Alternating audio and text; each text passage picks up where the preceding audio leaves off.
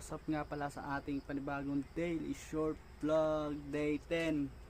Update ko lang kayo guys, ipapakita ko sa inyo yung aking lutuan ng aking burger machine, ng mga fries, fishball, yun. Yan, dito tayo. Ito ang mga tinitinda ko dito dahil tag-init. Gulaman, may buko dito kaso pinasok na sa loob, naubos na eh. Yan, ice candy, ice coffee at tag 35 lang na regular. Yan. Dalgona coffee, gumagawa ko.